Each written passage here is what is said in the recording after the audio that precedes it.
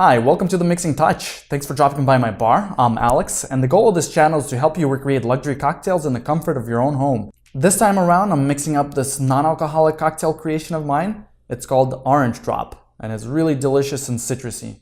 I'll show you how to make it right here.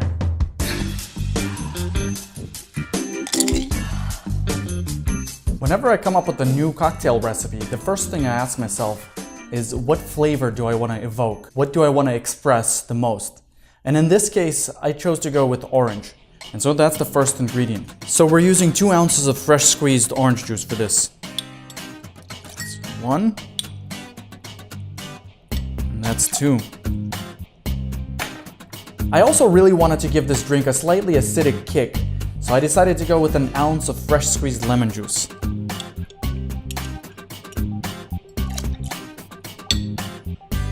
To balance out some of the sweetness, we're going to use half an ounce of simple syrup, equal parts water and sugar.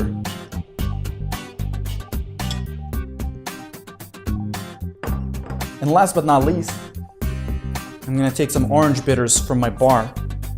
And these are Fee Brothers orange bitters. Fee Brothers is an amazing company. They really take their bitters seriously. And bitters in general give cocktails a very, very interesting accent. And in this case, again, I chose to accentuate the orange. 2 dashes of that. And we're gonna use this lovely narrow highball glass and fill it up with ice.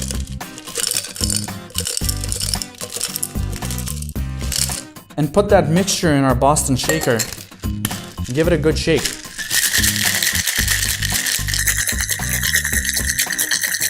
You just need to give it a little smack.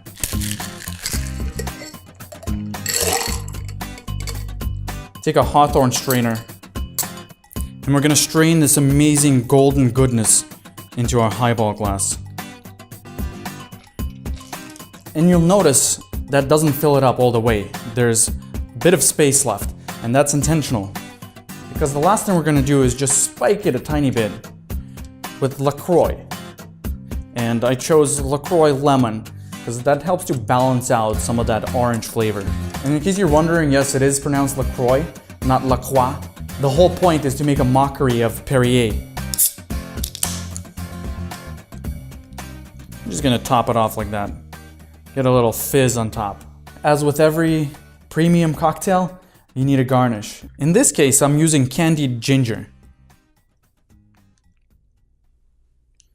Just a piece on top like that. And you serve this with a straw.